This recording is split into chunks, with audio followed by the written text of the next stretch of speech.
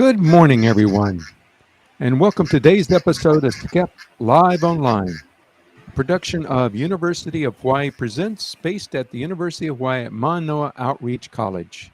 My name is Tim Slaughter, your host for today. I'd like to take a moment to thank our sponsors, the Hawaii State Foundation of Culture and the Arts, the National Endowment for the Arts, the University of Hawaii, and Kauanoa Senior Services.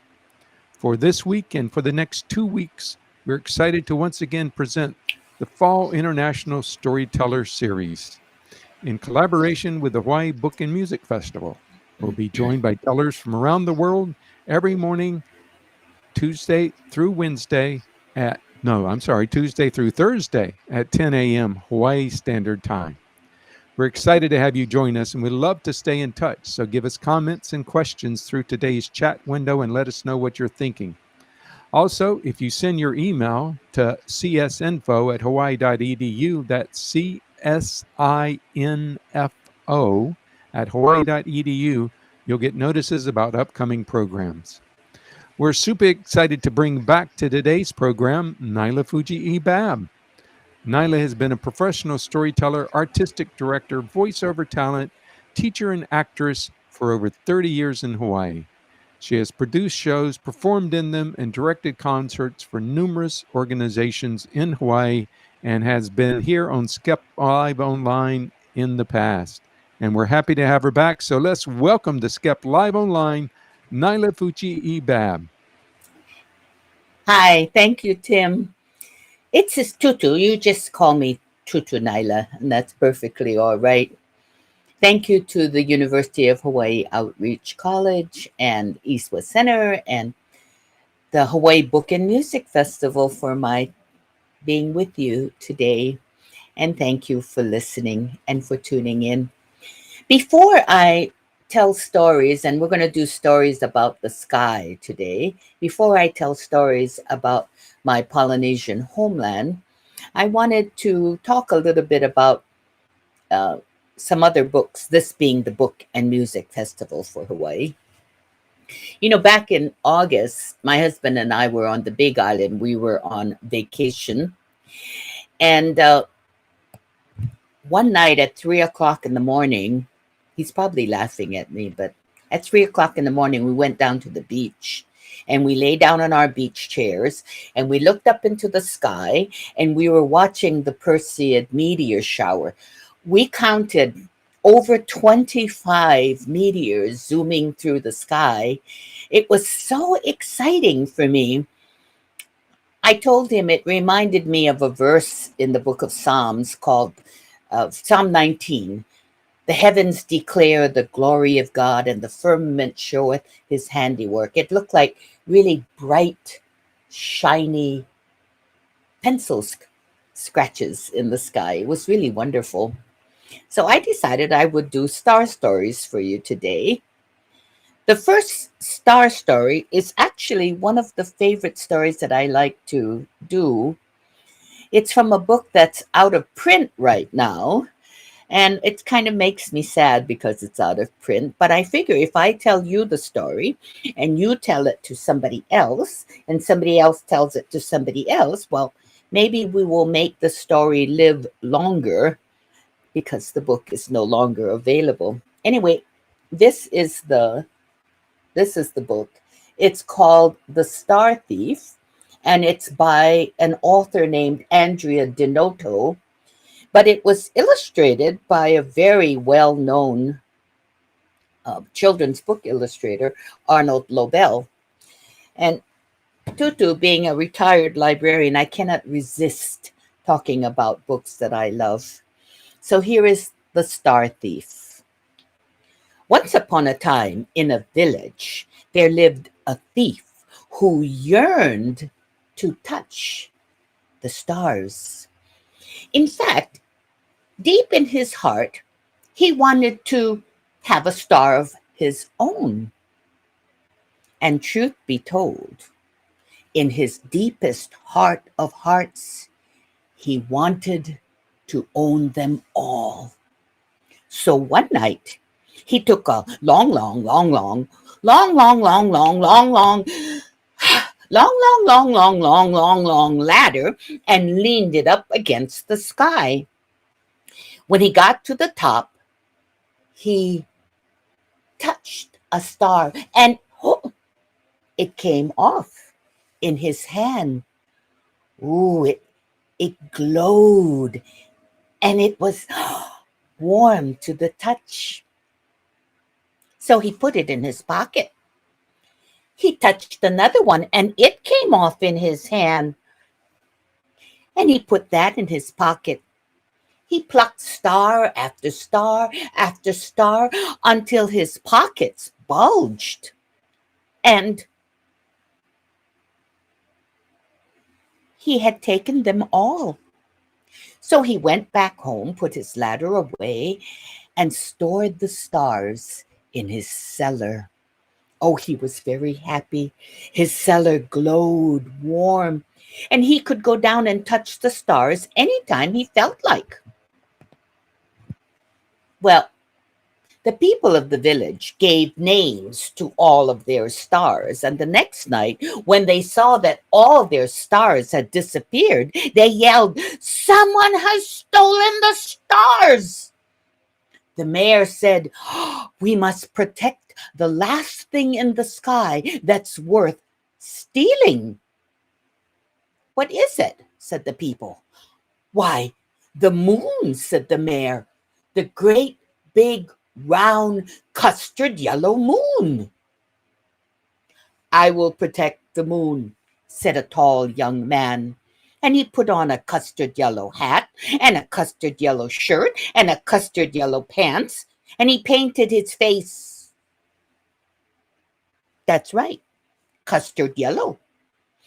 And he put up a long ladder against the moon, climbed up, and hid in the moon.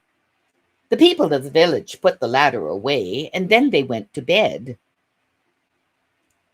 Later on in the night, the thief came out of his house and sat looking up at the moon. He said to himself, I already own all the stars. I might as well have the moon. So he took his long, not so long ladder and leaned it up against the moon. Then he climbed up carrying his net. He was about to throw his net when the young man hiding in the moon stood up and said, "Stop, thief! Drop that net!" The thief was so surprised he dropped the net and he said, "Who are you and where did you come from? I didn't even see you with your custard yellow hat and your custard yellow shirt and your custard yellow pants and your custard yellow shoes, and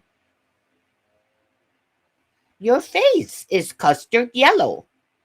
"Never mind about that," said the young man, and he picked up the thief and carried him back down to the village.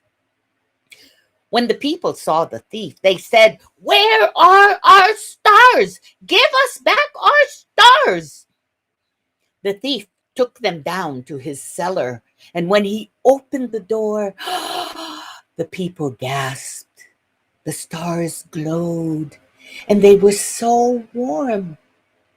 After everyone in the village had a chance to touch a star and were up to their noses in stars, the mayor said, "Now, put them back. Thief, put them back." So the thief took the stars and everyone helped him take it out into the marketplace. And he put his long ladder up to the sky. But when he tried to paste one of the stars back into the sky, the star would not stick. "Try paste and glue," said the school teachers.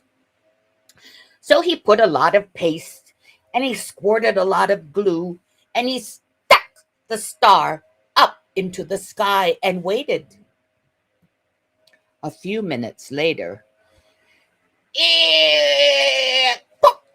the star fell.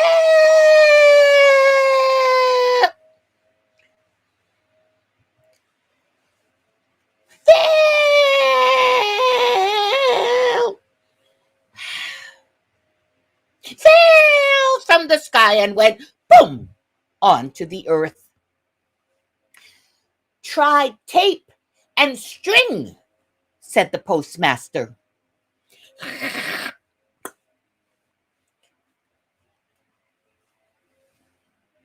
The thief put a lot of tape and a lot of string and glue, then waited. A few minutes later, the star fell from the sky and boom, hit the ground. Now, while all the people in the village were arguing and coming up with some kind of solution to putting the stars back in the sky, one little boy looked at the stars and touched it, and the little star shot up to the sky, right back to its original location. The people in the village said, "What happened? How did you do that?"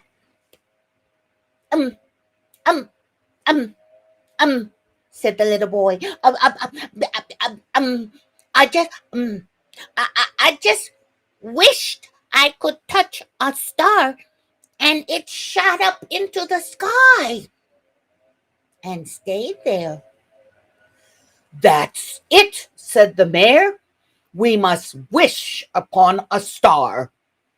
So everyone in the village picked up a star. Mothers and fathers and grandfathers and grandmothers and uncles and aunties and postmen and school teachers and merchants. Everybody picked up a star and wished on it. "Starlight, star bright, this star that I am holding tonight, I wish I may, I wish I might have the wish I wish tonight." And star after star shot back up into the sky and stayed there.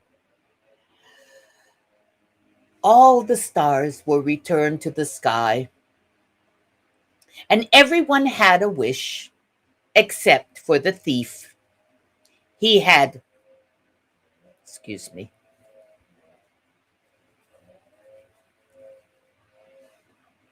he had run out of stars. The little boy said, "The thief has not had a wish." The mayor said, "He doesn't deserve a wish." Then everyone in the village went home to bed, and only the little boy and the thief were left in the village square.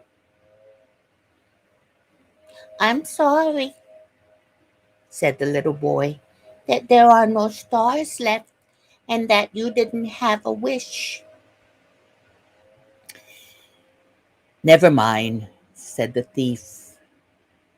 "My wish was to touch a star, and I did." So, even if the book is out of print, you've heard the story now, and you must tell it to somebody else, and I will tell it to somebody else. And perhaps if all of us tell the stories, we can make the story live beyond the book. I took this show on tour for the Outreach College a couple of years ago with my husband. And my husband and I wrote, he's a musician, we wrote new verses to a popular nursery rhyme. And so I wanted to sing you some of these verses since it is the Hawaii Book and Music Festival. And I'm doing a little bit of sign with it. So here it goes in memory of those shooting stars that I saw. Twinkle, twinkle, shooting star, how I wonder what you are. Are you a meteor falling here, burning in the earth's atmosphere? Twinkle, twinkle, shooting star, how I wonder what you are. I have another book that I wanted to share with you, and this one is from Africa. This is a story from Africa. And it was written by my very good friend, Mr. Gerald McDermott. Gerald passed away in December of 2012, and we had been friends for, 20 years or more. This was one of the first books he published, and when it was published, it won immediately the Caldecott Honor Award because of his wonderful illustrations. He always told me, Nyla, just go ahead and tell my stories. So I'm going to, but I want you to go and look for the book in a public library somewhere or at a bookstore and take a look at the beautiful illustrations. This is called Anansi, the spider. Anansi, he is spider to Ashanti people. In the Ashanti land, the people love this story of Kwaku Anansi. Time was, Anansi had 6 sons. First son was called See Trouble. He had the gift of seeing trouble a long way off. Second son was Road Builder. Thirsty son was River Drinker. Another son was Game Skinner. Next son was Stone Thrower. And last of sons was Cushion. He was very soft. All were good sons of Anansi. One time, Anansi went a long way from home. Far from home, he got lost. He fell into trouble. Back home was son See Trouble. Father is in danger, he said. He knew it quickly and told those other sons. Follow me, said Road Builder's son. Off he went, making a road. They went fast, those 6 brothers, off to help Father Anansi. Where is father now? Fish has swallowed him. Anansi is inside fish. River Drinker took a big drink. No more river. Then Game Skinner came to help father. He split open fish. More trouble came right then. It was Falcon took Anansi up, up, up to the sky. Quick now, Stone Thrower! The stone hit Falcon. Anansi fell through the sky. Now Cushion ran to help father. Oh, very soft. Anansi came down. Oh, they were very happy, that spider family. All home again that night, Anansi found a thing in the forest. What is this? A great globe of light? Oh, mysterious and beautiful. I shall give this light to my son who rescued me. But which son of 6? Which son deserves the prize? Onyame, can you help me? Onyame! To Ashanti people, Nyame is the god of all things. This is what Anansi asked of Nyame. Please hold this beautiful globe of light until I know which son should have it for his very own. And so they tried to decide which son deserved the prize. They tried, but they could not decide. They argued all night long. Nyame, the god of all things, saw this, and he took the beautiful white light up into the sky. He keeps it there for all to see. It is still there. It may be there tonight. Do you know what it is? Of course you do. It is the moon, the great, big, round, custard yellow moon. Shimmer, shimmer, round shiny moon, peeking in the window of my room. Sometimes you disappear at night. Sometimes it looks like someone took a bite. Shimmer, shimmer round shiny moon. Hope you come back very soon. Thank you for listening to my stories that I enjoy so much from my library days. Right now, I am wanting to tell some star stories from my ancestral homelands. You know, Hawaii is at about 20 degrees north latitude, and Aotearoa, New Zealand, is between 40 and 45 degrees south latitude. And between these two island nations, island groups, those are the northern and southern borders of my ancestral homeland, Polynesia. I wanted to share some star stories about it. But before I do, I wanted to talk a little bit about the stars in the northern and southern hemispheres. Those of you who are interested in stars, this is one of my favorite books. This is called The Sky Tonight, and it's by Dr. Samuel Rhodes, and it's what the sky looks like over Hawaii all the months of the year. What I like about this is that he also has this overleaf that shows the constellations. Of course, he names the Western constellations, not their Hawaiian names. You can go on the Polynesian Voyagers Society website to see the Hawaiian names for the stars. But let me talk a little bit about the stars in the northern. This is Orion. You can recognize Orion by that three. Let me do it this way. The three little stars right here on his belt. And this is what he looks like in the northern hemisphere. Somewhere in Polynesia, these three stars are sometimes called Maui Mua, Maui Waena, and Maui Ki'iki'i, the three brothers of Maui, but we'll get to that later. In the northern hemisphere, he looks like this. But in the southern hemisphere, Orion looks like this. He's upside down in the southern hemisphere. Because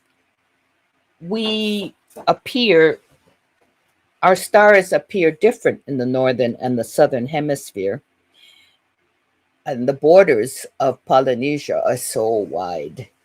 Our stories differ from island group to island group, although we have some similar stories. I wanted to tell a star story from New Zealand, but in New Zealand, among the Tanata o Maori, which in Hawaii we call ourselves Kanaka Maoli, the Orion constellation is joined to two other constellations to form a large constellation that's known as Te Waka o Rangi, or as we would say in Hawaii, Ke Va'a o Lani. You realize that we are related. Our language is the same. It has the same roots, although dialectically it sounds a little different from island group to island group.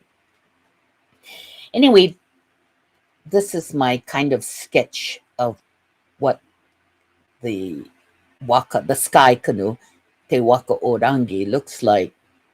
So Orion here forms the high back stern of the canoe, which is very much like Maori canoes. You know, they have those wonderful carved canoes. And the Pleiades, or what we call makahiki in Hawaii, and what the Maori call matariki, which is a very important seasonal constellation, forms the bow of the canoe. And the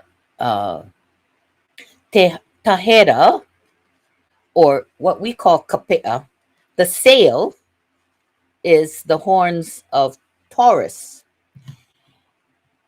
The star here is called Taramainuku. Taramainuku is the kapena, the captain of the canoe. And Orion's shield, or sometimes it's his bow, is called Tu Kupenga Atara Mainuki. It's the upena, the English, the fishnet of Taramainuku. Taramainuku, by the way, is a sacred ancestor for some of the Maori on the North Island. Anyway, here's the story of Te Waka o Rangi, or the sky canoe. As the constellations move through their ecliptic or their zodiac or through the sky, the Maori say for 11 months, Taramainuku, Captain Taramainuku, sails his waka, his canoe, across the skies and lets down his fishnet to earth, where he fishes for the souls of all who have died during the year. He sails and sails until the canoe can no longer be seen in the month of May. It is not visible in the night sky.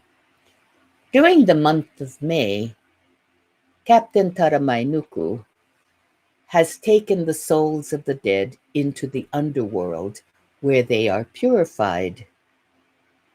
When the waka reappears in the night sky in the month of June, the Maori say the souls of the dead are released into the sky, where they are reborn as brand new stars.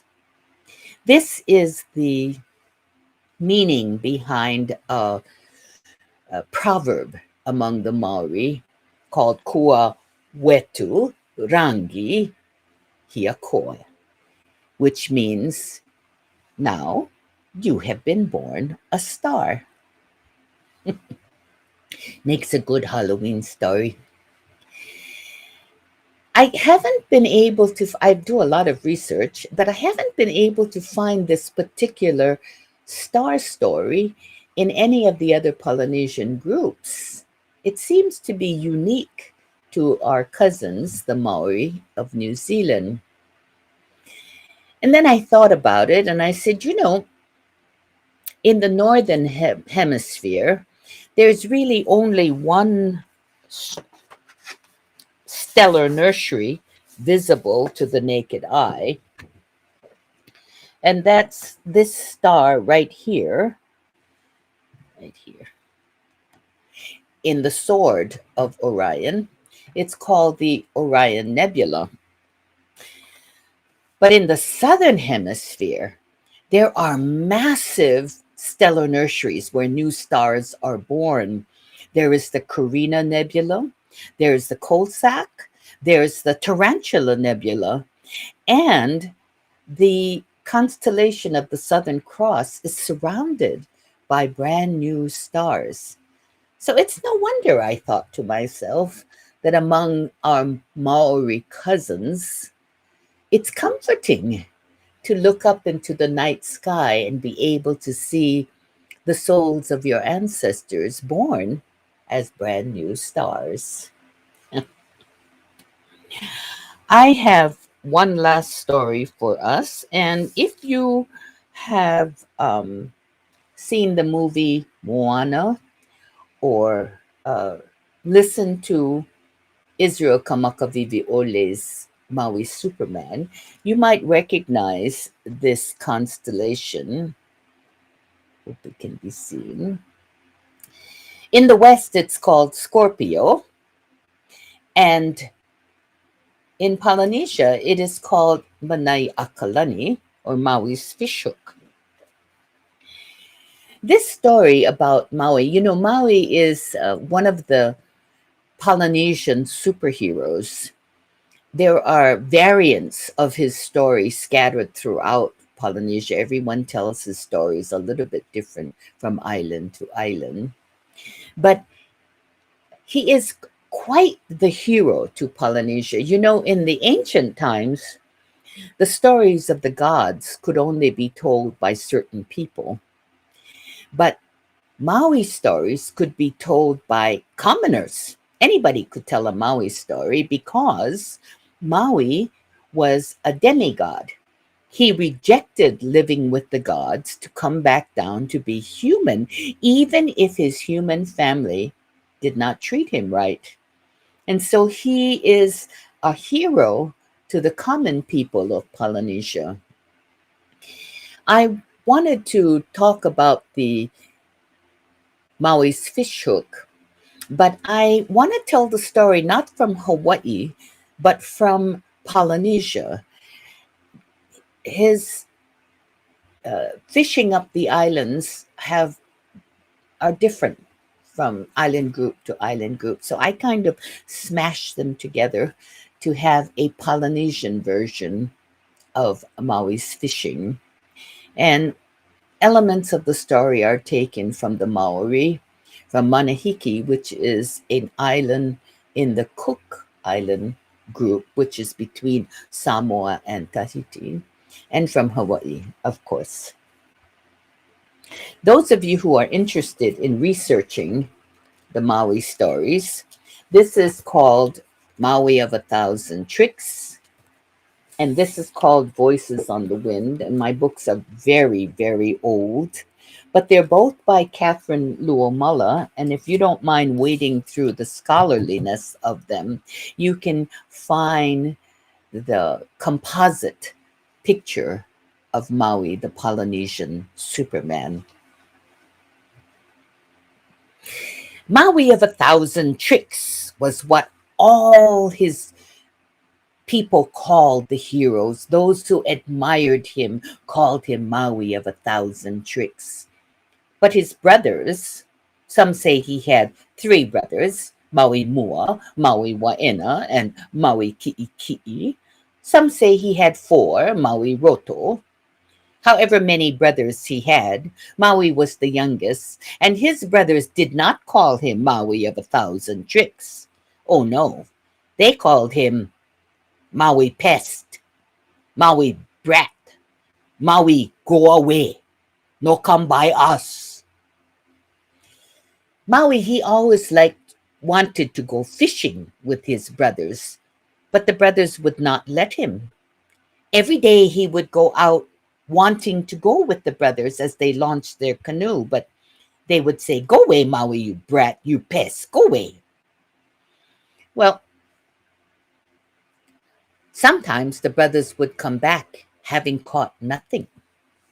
And Maui would say, "You should have brought me with you."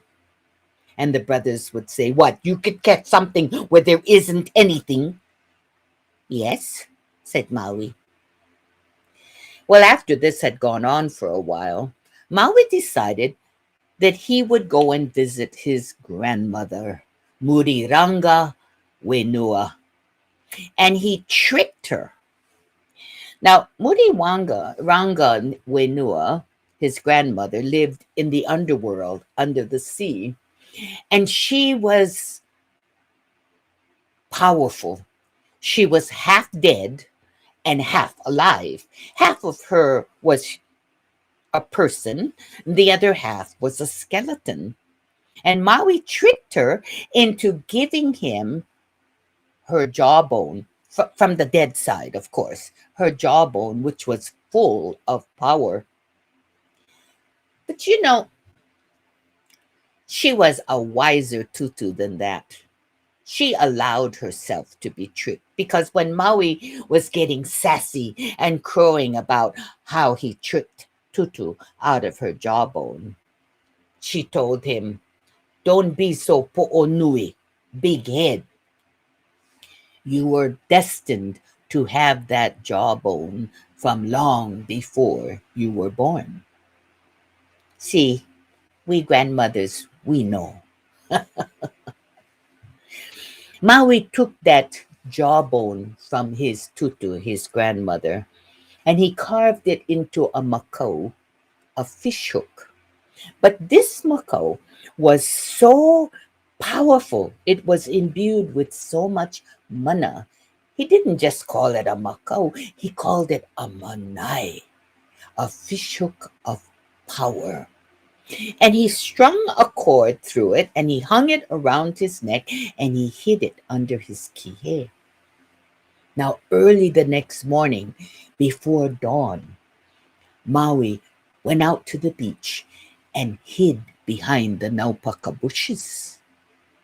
His brothers went out to launch the canoe. You know, Hawaiian fishermen, they are very smart. They don't waste energy. When they launch the canoe, they wait for the outgoing tide. You don't want to waste energy launching the canoe on the incoming tide. So just at the right moment of the morning outgoing tide, the brothers launched the canoe into the waves. And Maui stood up from behind the naupaka and went running down the beach, jumped up and landed in the stern of the canoe. Now you have to take me with you, he said. You cannot turn back. Too late. The brothers were furious, but they said, all right, sit down and paddle.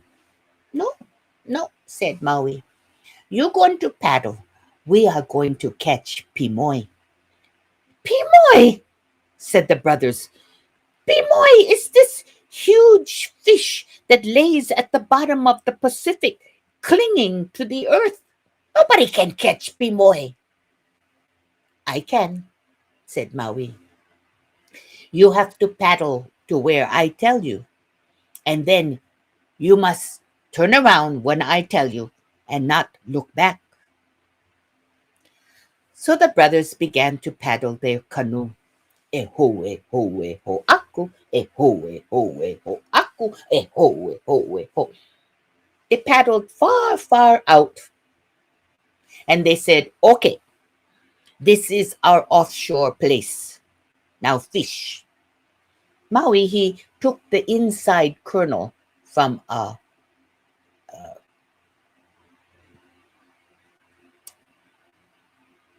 kukui nut, and he chewed it. And he spat the oil onto the water.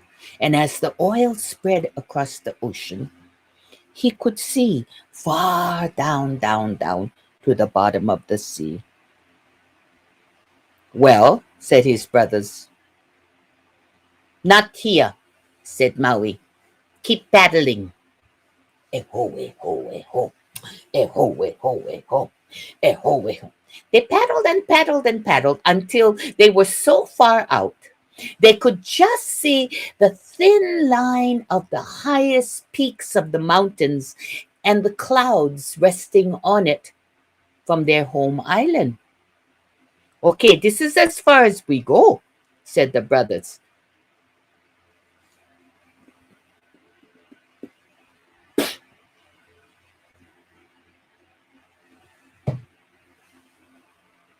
Well, not here. Paddle some more, said Maui. Eho, eho, eho, eho. You know, they paddled for 1 week. They paddled for 2 weeks until they were far, far out in the middle of the Pacific Ocean. Oh, come on, said the brothers.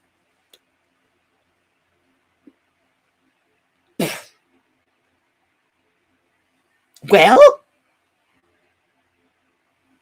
okay. Maui took his manai, his magic fish hook, out, tied it to some fishing line, and said, okay, give me some bait. Said the brothers, you came all this way and you didn't bring bait. The bait is ours. You find your own bait. Maui punched himself in the nose, and the blood that streamed out of his nose, he wiped and put on the fish hook. Then he let the fish hook down, down, down, down, down, down, down, down, down, down, down to the bottom of the sea. And he waited. And he waited. Well, said the brothers. Wait, said Maui.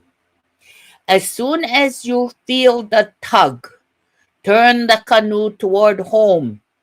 Which way? That way. Turn the canoe toward home and paddle for all you are worth, and do not look back. They waited and waited, and finally there was a tremendous tug on the line. Now, brothers, paddle, said Maui. The brothers turned the canoe around and began to paddle. Eh-ho, eh-ho, eh-ho, eh-ho, eh-ho, eh-ho. Suddenly, there was a huge pull on the line. The canoe began to go backwards to the ocean. The ocean heaved. Waves crashed over them. Paddle, paddle, said Maui, and don't look back. The brothers paddled and paddled and paddled and paddled, really digging their paddles into the sea.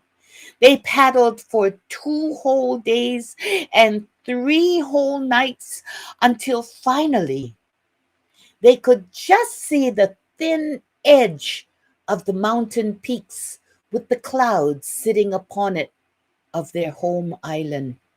They were almost home. Now Maui Ki'iki'i, the brother who sat just in front of Maui on the canoe, wondered to himself, what kind of fish is this that Maui has caught?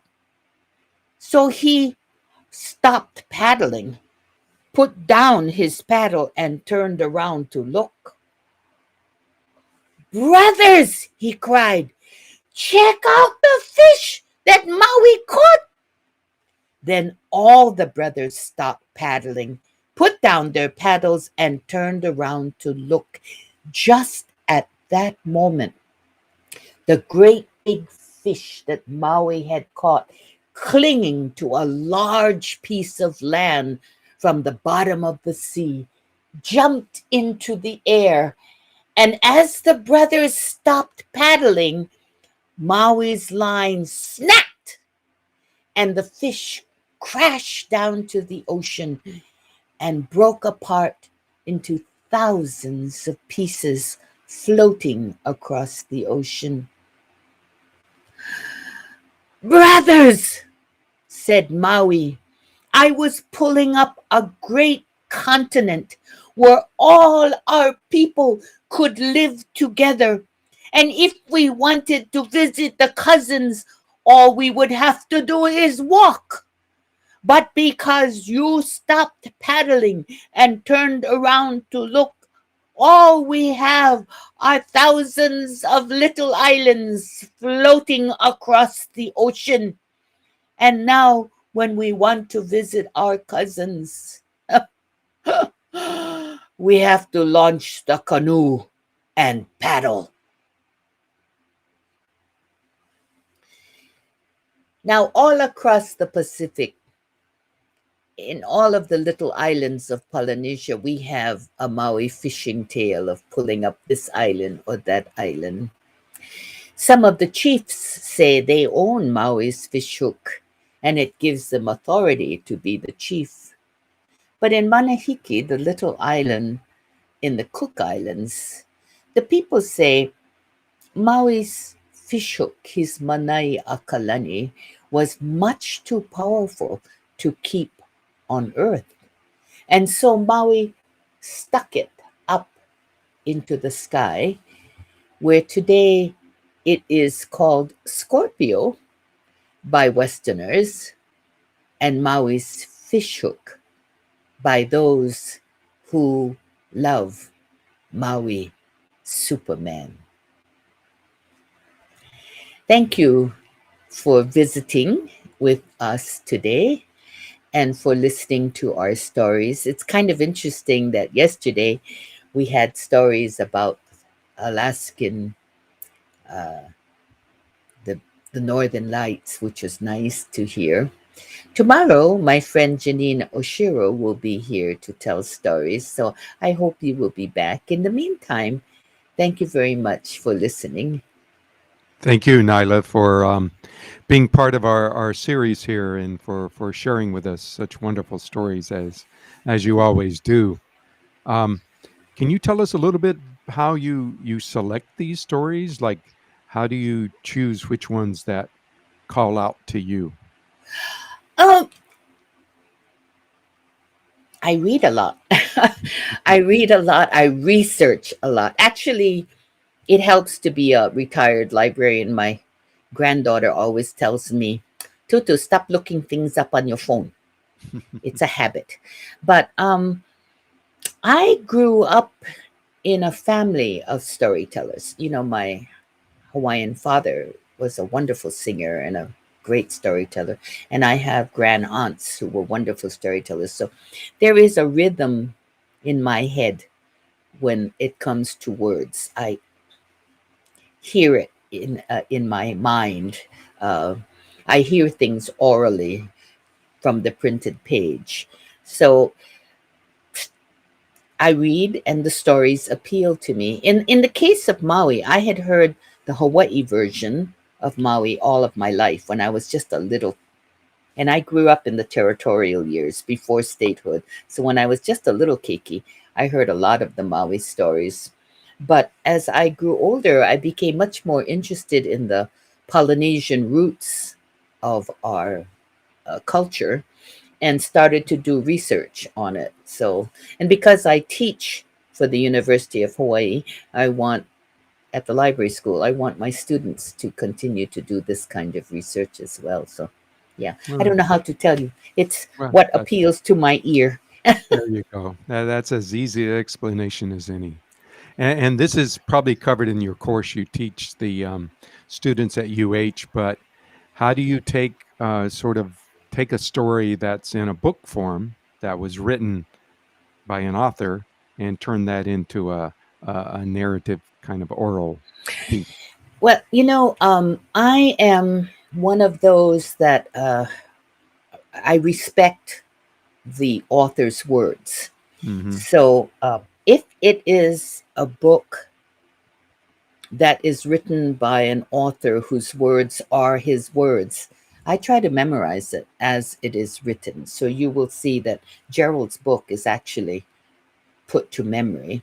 But if it's a folk tale that's in common use and I can find three or four versions of it, or if the book is no longer in print, um, I take liberties.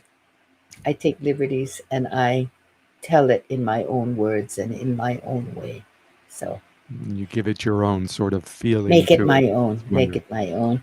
And you realize that I speak a little Hawaiian and I speak pidgin, and sometimes it emerges out of myself into the story. Well, it's nice, and when those things come naturally, organically, they make much They more are sense than organic. when they're forced. Well, we want to thank you for being part of the series. As you mentioned yesterday, we had Ingrid Nixon, and tomorrow we are happy to have in her debut performance for SCEP Live Online, Janine Oshiro, and sort of coincidentally, I guess is the word. All three of you are telling stories that have something to do with the sky. That's So right. we hope you will be back tomorrow. I do want to thank our sponsors once again: the University of Hawaii, the National Endowment for the Arts, the Hawaii State Foundation on Culture and the Arts, Kainoa Senior Services, the Hawaii Book and Music Festival, and you, our audiences, for being part of our program this morning. And we do hope to see you back tomorrow at 10 a.m. Hawaii Standard Time, and next week, Tuesday, Wednesday, Thursday, at the same time for 3 more days of wonderful stories by tellers from around the world.